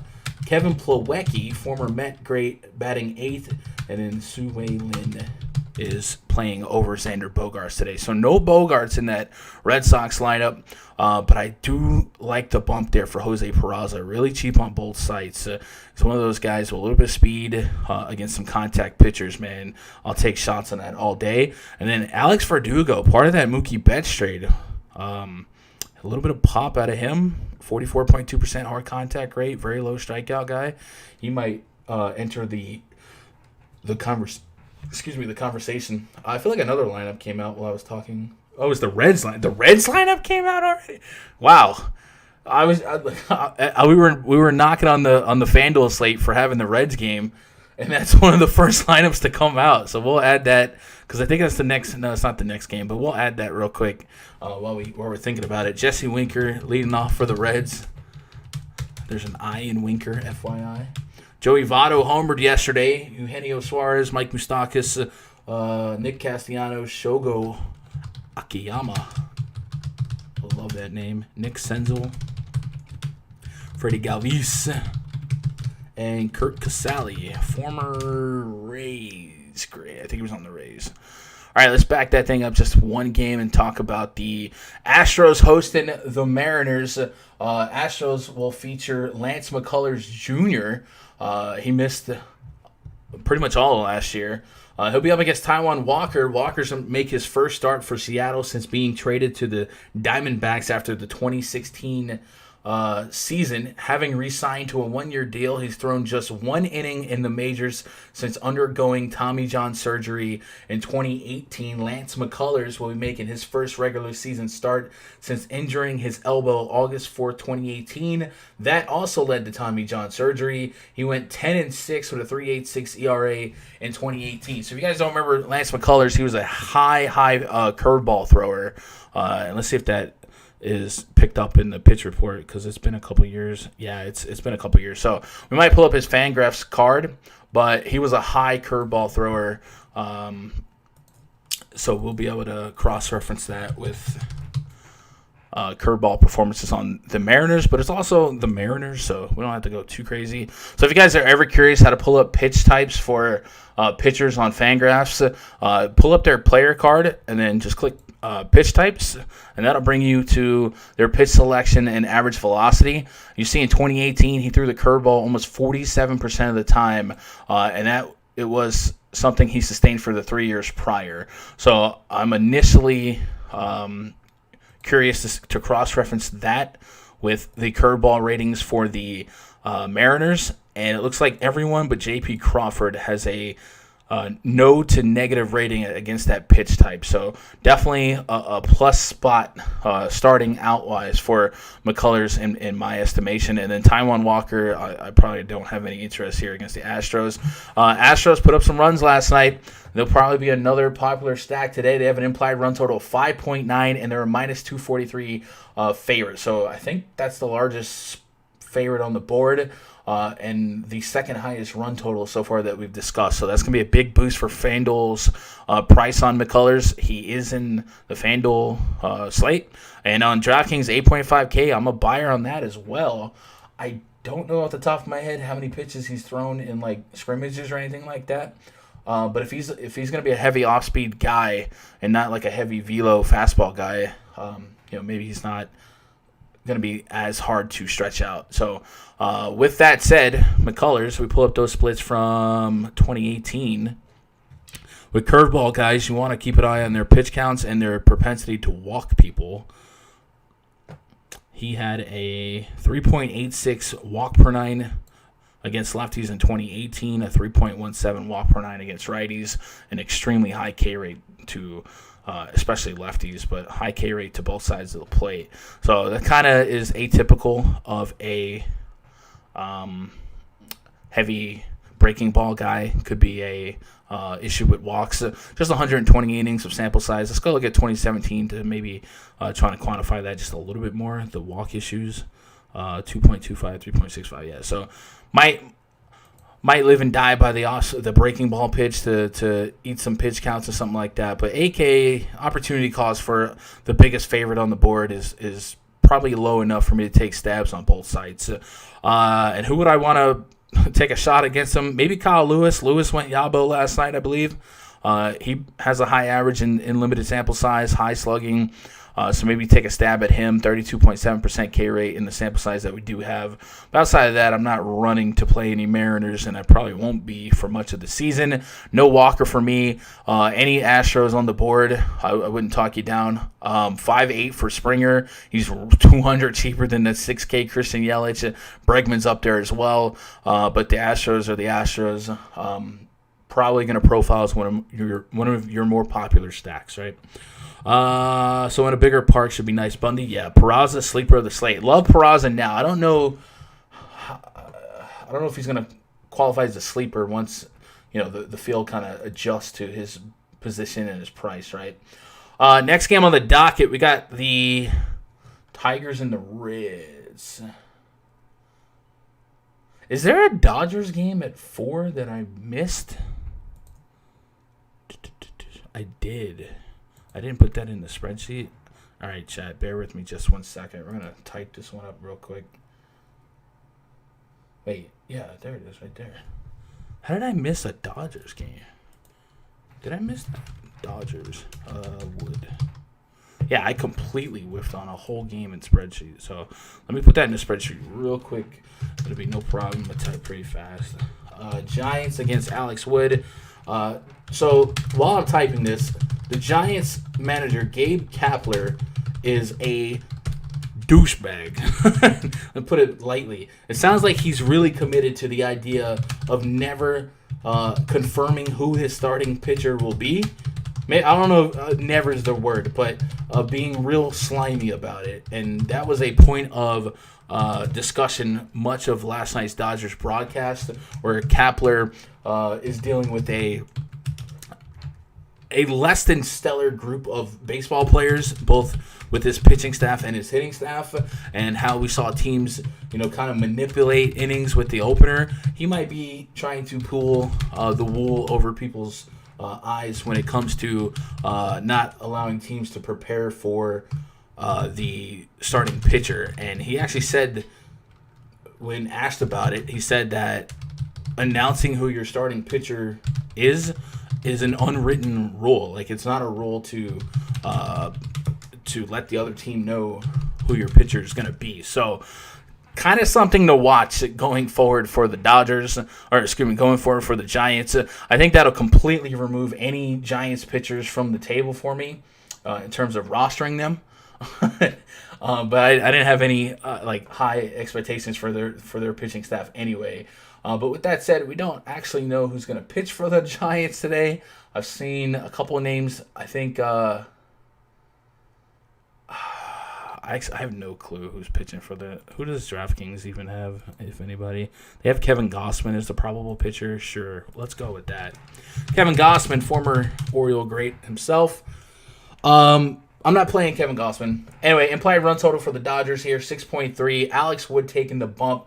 So Dodgers become our highest implied run total on the slate. Alex Wood is back with the Dodgers after a wasted year in Cincinnati, where he had one victory and a back injury. A short season might help him stay healthy. Alex Wood, 7,800 on DraftKings, 6,800 on FanDuel. Underlying metrics against righties, not there for me to roster him. A 4.62 xFIP last year against righties, a 4.15 the season prior. He's getting a little up there in age. I just don't know that there's upside, and there's definitely hard contact allowed. So if you want to take a cheap stab at like a win or something like that, you can. But Ross Stripling went 7 innings last night, so I don't really think there's a reason for Dave Roberts to overextend an injury-prone Alex Wood deeper than he probably needs to go. Matchup-wise, Dodgers are a matchup-proof team. Max Muncy sent 2 baseballs over the wall last night. I'll go right back to the well. Dave Roberts has kind of confirmed that he'll have Muncy and Mookie rotating the leadoff spot based on them facing a lefty or a righty. And then that lineup should kind of look like what it does going forward. A.J. Pollock was not in the lineup last night against a lefty starter, which I thought was very peculiar. So I don't know if there's something secretly wrong with A.J. Pollock, but if A.J. Pollock doesn't crack a lineup against, starting Tyler Anderson, who was in his division for the last couple of years, then when does he crack the lineup? So I don't know if there's a secret injury there behind Pollock, or Dave Roberts just felt like getting a little weird with things. But keep an eye on that.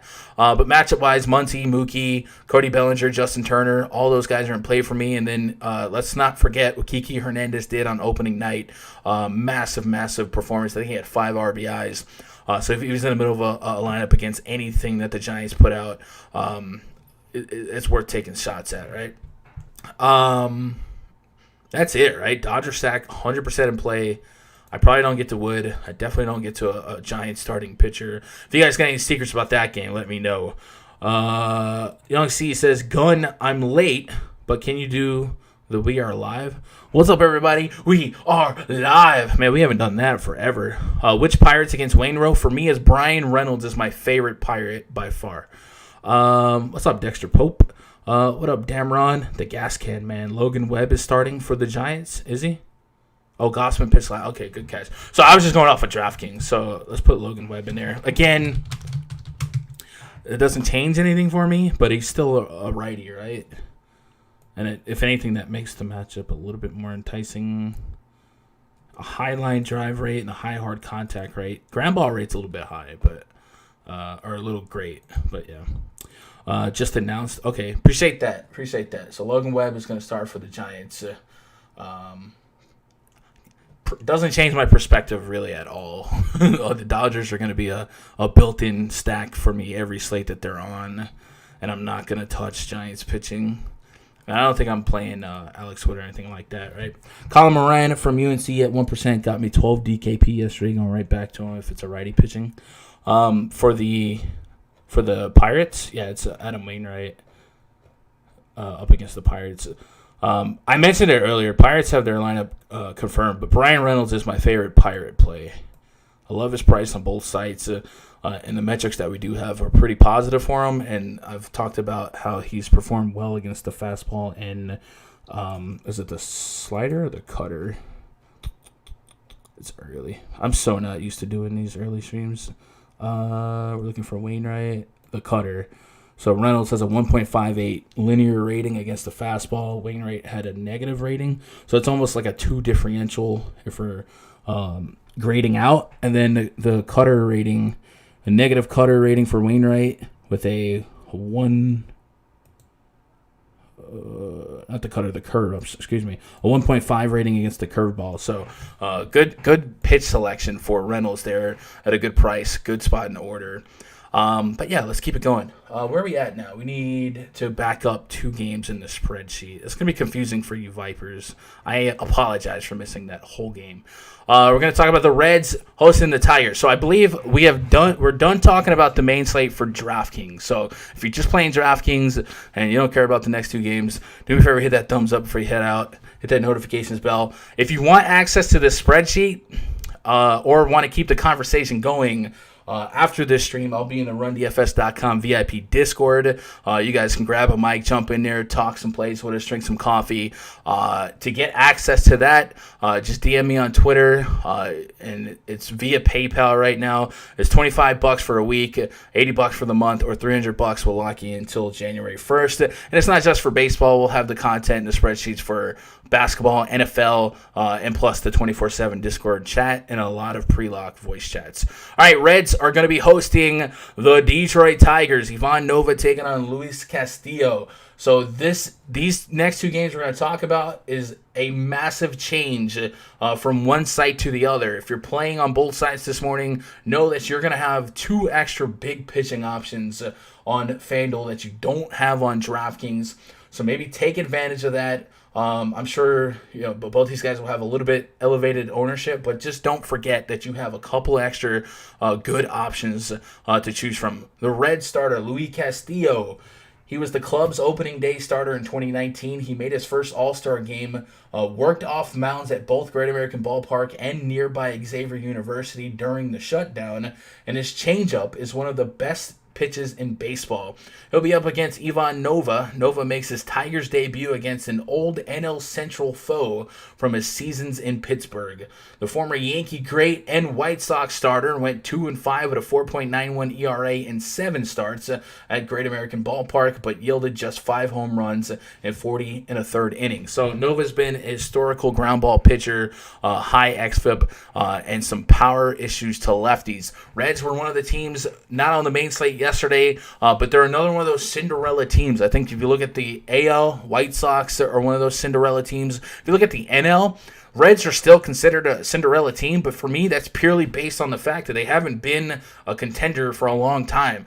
On paper, this is probably one of the best starting pitching rotations in baseball. And how fun is this offense, man? Winker, Votto, Suarez, Moustakas, Nick Castellanos, probably one of the most underrated offseason signings in the league, and then they went out and got an import Shogo Akiyama. I love this Reds team. They're going to be fun, and they actually, unlike the Blue Jays, they actually have like a pitching staff that can make them in the fight in a division that they can win. Whereas the Blue Jays have a tougher division to get past the Yankees and the Rays. So Reds are real, in my opinion at least. They're up against a Tigers team that does not scare me much at all. So Luis Castillo probably going to be an extreme extremely high owned option on FanDuel. If you catch him on that afternoon DraftKings slate, I have him listed at $8,000.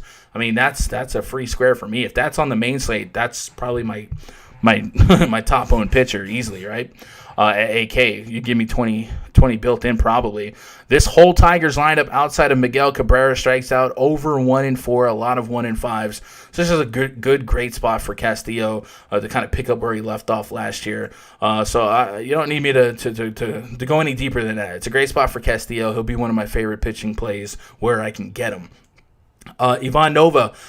Contact pitcher with power problems to lefties will pick right back up. Maybe Joey Votto's found the fountain of youth after yesterday's rare home run. But guys like Mike Moustakas, 3,200 on FanDuel, I can get there. Eugenio Suarez, I'll still take stabs at him. I mean, I know he gave up more homers to lefties than righties, but still 1.26 ain't something I'm running from. So I'll take my chances on this Reds offense against just about anyone. And I also think this is a Reds offense that will continue to be a little bit aggressive where they need to be. So if Jesse Winker got on at 2,300, maybe they give him a green light to try and steal some bases. Same with Freddie Galvis. So I'll have some red stacks on FanDuel, but I do like Moustakas quite a bit.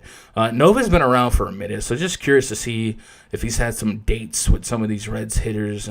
Heck, they were in the same division, so if there's any like built-in past here. We got 2 homers for Suarez, batting .333 in 27 at-bats. Not a terrible sample. 2 for Winker in over half the at-bats, 11 at-bats, batting .455. So that batting leadoff, if you don't want to do deep research, that's pretty good.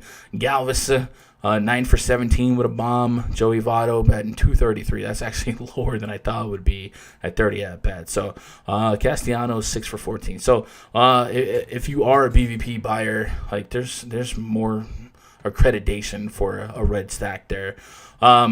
Red stack, Castillo. If I wanted to take a shot at one Tiger, I got nothing. CJ Cron homered yesterday, right? I got nothing. We'll see if this lineup looks any different. But I have no interest in the Tigers at all. What do you guys got? Anything? Akiyama is good too. Yep. Import, man. I'm telling you, it's kind of sneaky. Let's back up a little bit. I got a couple more lineups to put in. Maybe we'll switch some thoughts. But the Twins and White Sox came out. Both of their lineups came out and got confirmed. So we have Mitch Garver leading off, Josh Donaldson batting second, Nelson Cruz batting third. So that guarantees a first inning at bat for Cruz, and maybe at least 2 or 3 shots at Keuchel. And we talked about his history against Keuchel. So I like that. I really do. Jorge Polanco batting cleanup, Miguel Sano batting 5th, another power bat. Eddie Rosario, Marwin Gonzalez. And I said, if you hit 2 home runs last night, you're not going to bat 9th. I was right. Max Kepler batting 8th. Much better, right? So I still like this twin stack. And I think I like that top 4 even more. Maybe that top 5. Look at that. Garver, Donaldson, Cruz, Polanco, Sano. Again, Garver's an expensive catcher. But, man, the opportunity cost for a leadoff catcher. And maybe on FanDuel, he just doesn't get ownership because people don't like to roster catchers on FanDuel. White Sox going to lead off Tim Anderson, Yohan Moncada, Jose Abreu. Edwin Encarnacion is batting cleanup. And it looks like Yasmani Grandal gets the day off for that night-day double or back-to-back. So that's actually a big bet that they're going to lose, and they downgrade to James McCann. So something to note there. Not gonna pitch Dobnak, but that offense I think gets a downgrade. Luis Robert 7th, James McCann batting 8th, and Louis Garcia batting 9th. So those are our confirmed White Sox. Not much has changed for me interest-wise. A little bit of a uptick for the Twins if I'm banking on that top 4. Anyway, let's get back to one last game on the day to talk about. It's going to be that Indians game all the way right here. We got Mike Clevenger versus Brady Singer. And much like I was saying with Luis Castillo, Mike Clevenger is going to be a popular option, or at least a good option on FanDuel that you won't have on the main slate on DraftKings, especially if he curtain calls what Shane Bieber was able to do last night. Brady Singer, the Royals' number 2 prospect per MLB pipeline, will be making his major league debut. He had a strong spring training and an even better summer camp. During his last intra-squad game, he threw 4 shutout innings. Mike Clevinger on the bump for the Indians. He looks to continue the momentum he built in the second half of 2019. After missing 2 months early in last season with an upper back injury, he posted a 2.3 ERA in 16 starts after the All-Star break. So Bieber went all the way off last night, right? I think he had 13 strikeouts. I think there were 6 fastballs called looking. Like I think at least 6 of those strikeouts were called looking strikes, and the umpire zone was a little bit expanded. With that said, I don't fear this Royals team generally, right? We got some decent high K guys, 31% for Mondesi, 26% for Soler, 31% for McBroom, Bubba Starling's at 31%.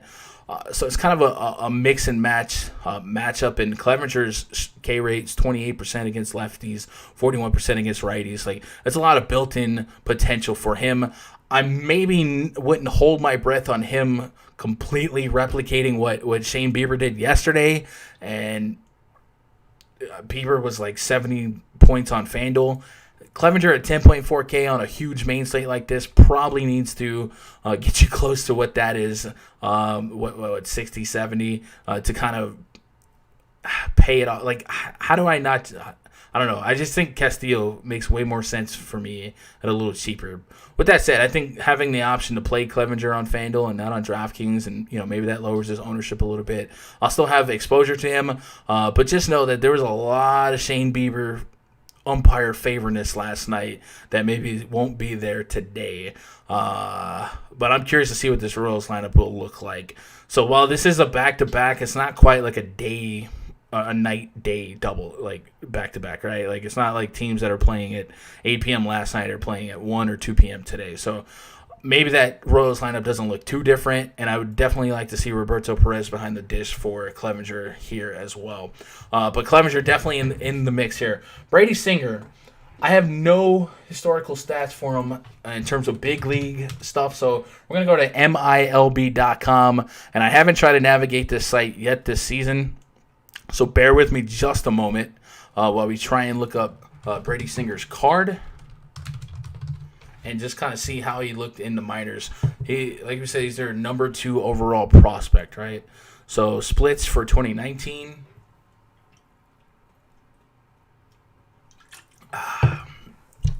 Against lefties in the minors last year. AA, by the way, not AAA. 44 innings, a 260 average allowed with a 1.39 whip. So the whip's a little bit high. It makes me think maybe walk problem here. 17 walks in 44 innings. That's a yikes. 46.2 innings pitched against righties, a 235 average allowed. The whip goes down, and so do the walks. So looks like he struggles a little bit more throwing strikes against lefties, and a little bit higher average allowed to lefties at 260. But just 3 homers in 44 innings against lefties, 3 against righties. So it looks like he's probably a ground ball pitcher. Do they still have? They don't have ground out air outs for, I guess, AA. But I would assume this is ground ball material if you have less than a home run per 9 to both sides of the plate. 43 strikeouts in 44 innings, so just under a K per inning, 42 and 46. So this might, if it wasn't the Orioles, this might be a guy I'd be curious with taking a shot on at this price point. If this wasn't the Indians, why on earth would I say the Orioles there? If this wasn't the Indians, this might be a guy I'd take a shot on because of the price point. But there's not a lot of high built-in strikeout potential for the Indians. A lot of sub 20% guys, a lot of sub 16% in the top projected 4. When you get to like a Franmil Reyes and Roberto Perez, Bradley Zimmer, guys like that, sure it changes. But I don't think I think I'm gonna wait and see on Brady Singer, at least on FanDuel, where that's the only site where you really have to make that decision. So give me some Clevinger. If I needed to pick a bomb or somebody to play against Clevinger, maybe Alex Gordon. Clevinger has had issues in the past. We look at 2018 with a little bit of power to lefties. But other than that, I'm not too enthralled with the Royals stack. They have an implied run total of 3.6, one of the lowest on the entire slate. And Clever's is a minus 234 favorite. Indians with a 5.6 implied run total. Indians were one of my highest owned stacks last night, so this certainly would be a hashtag DFS spot for them to turn around and maybe hit a nervous rookie or something like that. But I'm going to be playing way more on DraftKings here. So that's our look at the entire main slate for FanDuel and DraftKings. Past the main slate, we have the Yankee game. Yankees are playing the Nats. We won't break that game down here, but if you tweet me questions about the Yankees, you guys know that's kind of my expertise. I'll gladly kind of answer what I can later in the day. And then tonight we have Dinelson Lamet taking on Robbie Ray as kind of our West Coast main event, which should be fun to watch. And we'll get another Padres versus lefty, right? Fernando Tatis, Machado, Tommy Pham. And then Jurickson Profar batted cleanup last night for the Padres against Madison Bumgarner. So might be a fun showdown slate or something like that to pick apart. But that's going to be the conclusion of our breakdown for today's slate. In about 10 minutes, I'm going to be in that VIP Discord. If you guys want to get in on that, message me on twitter.com/GundeckerSports. If you want to get in, all you got to do is PayPal your payment, and we'll get you signed up. You will need a Discord account, so make sure you have that. But I don't mind onboarding you guys as we start chopping up the slate before lock. Anything left in the live chat? Both sides of that game, and yeah, Twins and White Sox, yeah, definitely. Anyway, I sure appreciate you guys hanging out with me on a Saturday morning. I did take a light peek at tomorrow because I'm curious about what I need to do or what I might do for content for tomorrow. And tomorrow's another kind of big slate where there's a lot of games in the afternoon tomorrow. So maybe, just maybe, we might do another live stream for that when we can. This is what your slate's looking like tomorrow at noon. Yankees at the Nats, Marlins at Phillies. All these other games are the same series, but the Yankees join the slate tomorrow, so they'll be kind of playing a night, day double or back-to-back, which means if Gary Sanchez plays tonight, you might see Higashioka catch tomorrow. And other than that, it's a lot of games within that 4-hour window with 2 games later, Braves and Mets and Giants and Dodgers. So another big afternoon slate tomorrow. So I'm going to do my best to make something, whether I record something tonight or do another live stream in the morning. I'll do my best to have some type of content tomorrow. So look out for that, and I'll update you guys on Twitter what we do decide. But yeah, I appreciate you guys hanging out with me for today. I'm going to get into that Discord and start getting to work on today's slate. Twitter.com/GundeckerSports, where you guys can reach out and connect with me. I love you guys. Hope you win a bunch of money today. Good luck. God bless.